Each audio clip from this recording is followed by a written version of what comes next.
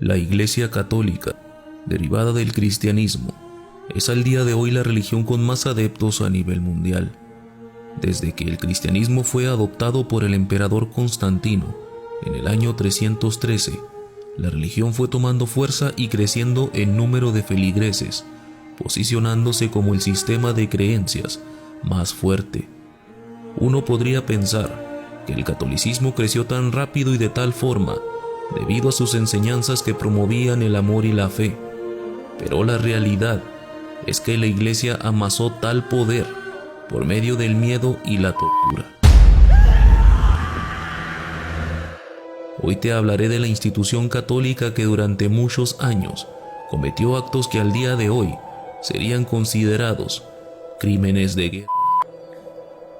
Estamos hablando de la Santa Inquisición. En el año 1184 fue creada la primera institución inquisidora en Francia, por iniciativa del Papa Lucio III y el emperador alemán Federico I. El Concilio de Verona adoptó un decreto que exigía a los obispos la designación y envío de comisarios a lugares donde se realizaban prácticas consideradas herejía, con la tarea de investigar sus actividades.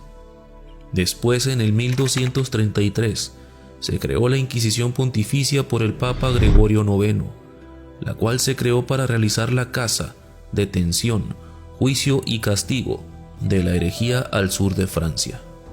Con el tiempo, la Inquisición Pontificia se extendió a diversos reinos de la monarquía europea, logrando posicionarse con fuerza a finales del siglo XIII en Francia, Italia y Alemania.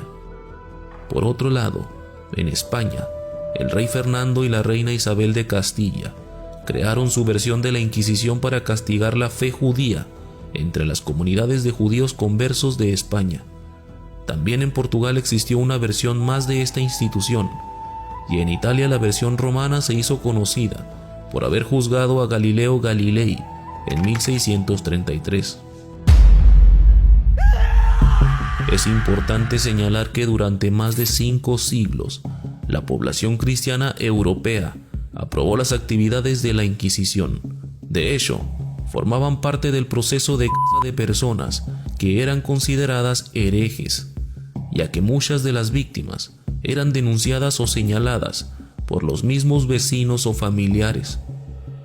Los métodos que usaba la Iglesia para hacer que los prisioneros confesaran eran inhumanos, viles y brutales.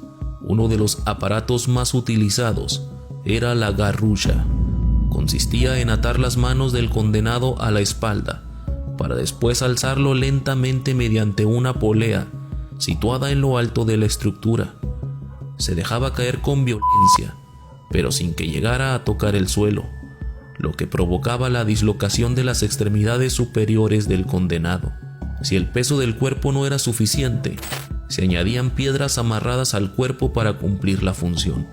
Otro método brutal era el potro, un artefacto en donde el acusado era atado de pies y manos a una superficie conectada a un torno. Al girar, el torno tiraba de las extremidades en sentidos opuestos, dislocándolas, además de que comúnmente provocaba también que los miembros fueran arrancados. El tormento del agua era otro de los métodos que utilizó la Inquisición. Esta era una modalidad que consiste en atar al prisionero a una superficie inclinada, de manera que la cabeza quedaba por debajo de los pies. Se le introducía un paño en la boca y se le vertía agua lentamente, que debía tragar provocándole ahogamiento.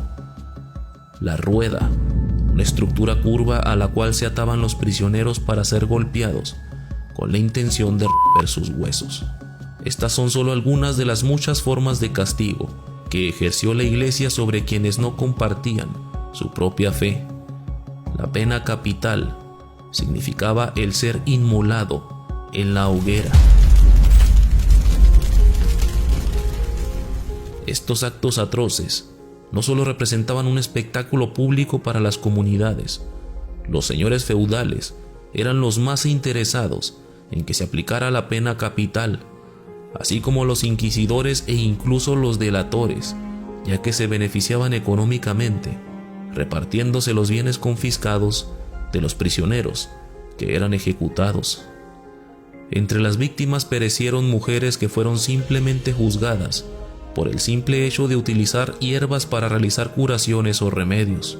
Uno de los personajes femeninos más conocidos por haber sido condenada en ese tiempo fue Juana de Arco, quien fue acusada de brujería y herejía.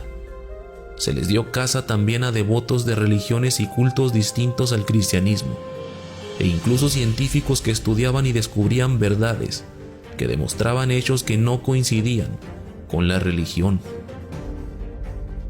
En América, la Inquisición fue implementada en 1570 por Felipe II, implementando tribunales en Lima, Colombia y México.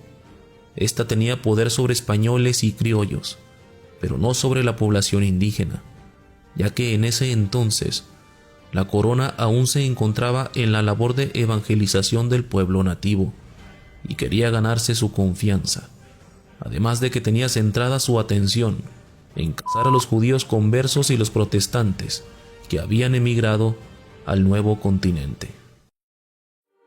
La actividad de esta organización eclesiástica del terror fue suspendida en 1835 por el Papa y fue transformada a lo que fue nombrado como la Congregación del Santo Oficio, la cual fungió como instrumento político en la lucha contra el comunismo y el progreso social.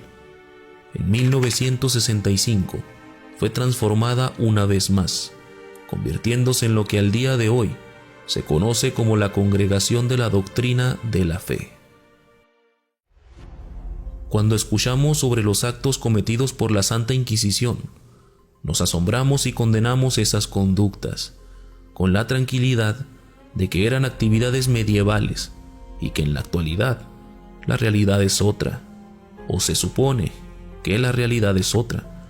Detente un momento a pensar en toda la gente fanatizada que es fan de reprender en nombre de Dios en las redes sociales cuando alguien opina diferente.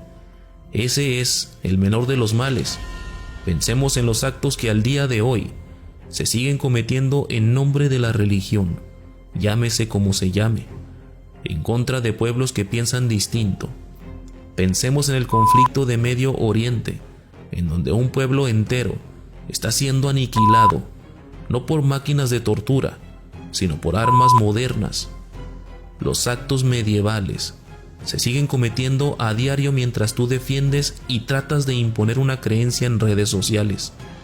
La Inquisición está más viva que nunca en la mente de quienes se dejan dominar por el fanatismo. Tristemente, estamos viviendo en una especie de era tecnológica con pensamiento medieval. No olvides compartir este video si el contenido te ha gustado y deja en los comentarios algún tema que te gustaría que investigara y aprendiéramos juntos.